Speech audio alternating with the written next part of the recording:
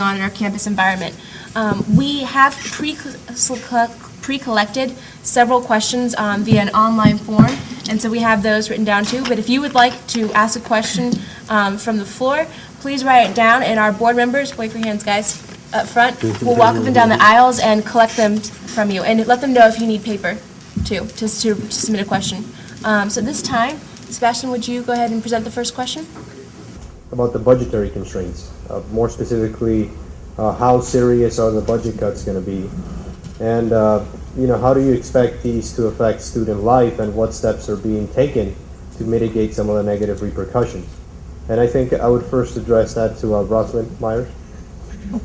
The budget one is a little bit different for auxiliary services than it is for the rest of the institute because, as I said, for the most part, we are self-sustaining. We do receive a small amount of Georgia Tech resident instruction money for the making of the Buzz Card ID cards and for staff use of the trolley and for, of course, the post office and a couple of other things.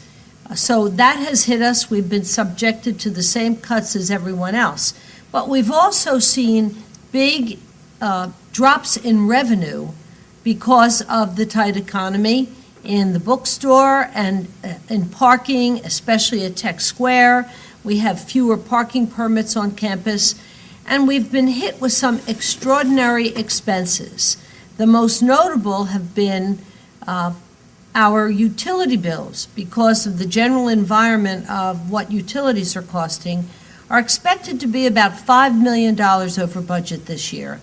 And we have $500,000 in legal costs in one of our departments. I won't go into the reason, but we are embroiled in a lawsuit over some construction projects, and so that has hit us as well. Overall, when we look at all of these things, it's about a $5.5 million hit for auxiliary services, which, as you can imagine, is a great deal of money. How are we coping with this? We are doing everything we can to try to keep these shortfalls in funds from affecting the services that we provide to students and to the rest of the Georgia Tech community. We have left many positions vacant. We have eliminated or are in the process of eliminating some positions. But these are positions that are very strategic, where we don't think that it's going to have a major impact on student life. Of course, we keep assessing all the time where we are. Some of it just affects what we call our bottom line, because being self-sustaining, we are required to put aside some money each year for renewal and replacement, that is funding depreciation of all of our property. And we also are not required, but want to put aside money each year to do new projects or to expand. For instance, if we do a renovation in dining services, or we purchase the North Avenue apartments, sometimes we borrow the money, in which case we have to pay it back. But if we don't borrow it, we have to fund it ourselves. And one of the examples I'll give, and then I'll stop because I don't want to go over my 2 minutes, but one of the examples I'll give is, as you know, every year we do one large renovation of a housing building where we take that building offline and we practically gut it. We put all new bathrooms, all new plumbing systems, heating and air conditioning systems. We don't borrow that money. We have to fund those renovations ourselves. We don't get any state money. So a renovation like that, the last one we did was Hefner, sorry. We've done all those. That renovation cost us $4.5 million. So what's happening in this economy is, besides taking all these other measures to reduce costs, the money that we have left at the end of the year to do large projects like that is being severely diminished. I think we'll just go ahead and go down the panel, and you can talk about your specific departments and what you're doing to maintain service. I think Roz talked about a couple of the big housing projects. Housing is one of the optional fees on campus. No one is required to live in Georgia Tech housing. And so every year, we also have to make sure that our renewal and replacement, making the halls nicer, keeping them up to standards, the occasional big renovation, if we don't do those things, students can vote with their feet to go somewhere else. And our big challenge is of finding a way to balance all of those needs. 44 buildings. We talk about sometimes that in the summer we will carpet and paint enough distance to get from here to Rome, Georgia, and back. And those are the kinds of things that if you don't return to the same hall you lived in, you don't necessarily see them. And all those things behind the walls and above your head that you don't see are also very expensive as well. So we really are looking at ways, frankly, to try to keep costs down, because that really is about the only way that we can find the money that we still then need to do all the things that we want to do and must do to keep all our halls attractive to our residents. Besides keeping positions unfilled, et cetera, we are really embarking on a campaign to really try to get the message out about the increase in utilities.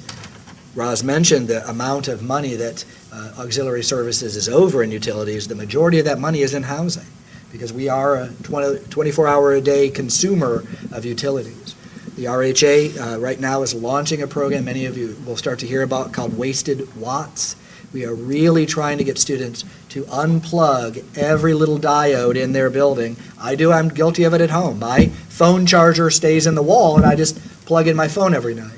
That's drawing power. And if we get 8,000 students to unplug that and actually turn off their computer at night, or when they go home for the weekend and all those things, we can make a difference. We are putting in low wattage lights in every building that we can afford to do it to try to bring those costs down, because there are certain things that we don't want to compromise on. Safety, security, good programs, good academic support, so where can we make up things? But it's one of those things that really, we're at a stage now where the entire community has to understand how best to do this and what we're striving for. So we really are focused on those kinds of energies and initiatives. We don't want to not replace a boiler or not replace a roof if we have to, but sometimes those are decisions that we make. We may defer a project to another calendar year if we decide a Band-Aid will fix it for the most part, so we can use those monies for other things. And those are not easy conversations to have. Many of our residence halls, as you know, are traditional halls that most first-year students live in, were built between 1920 and 1965.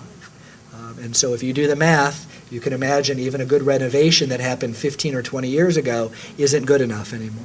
So we're always trying to find our balance with that, and we welcome input whenever we can from whomever has a good idea.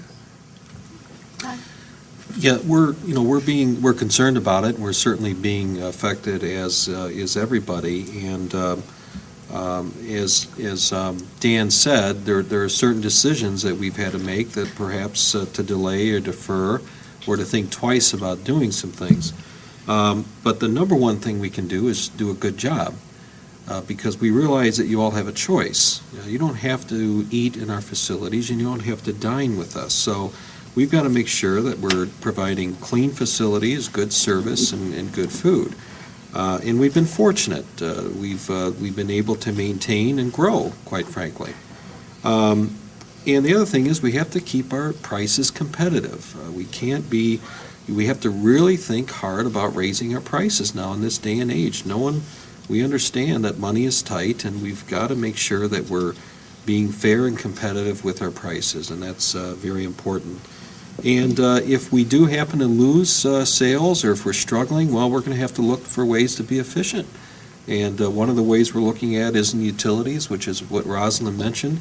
We're having a pretty significant initiative that's starting that's looking at energy conservation, measuring all of the utilities that we use with all of our equipment. Not only will it save us money, and we're convinced it'll save us money, it's going to help us with our carbon footprint. So there's a number of initiatives that we're looking at to help get us all through this. The nice thing about being last, I get to say ditto. A lot of the same topics as what's already been discussed. As we looked at this fiscal year, I think the main thing, our goal was maintain service. And when we've talked with student leaders, it's how do we maintain that service with less? How to be more efficient? how to make sure that we're not wasting electricity. One of the things we did over the holiday breaks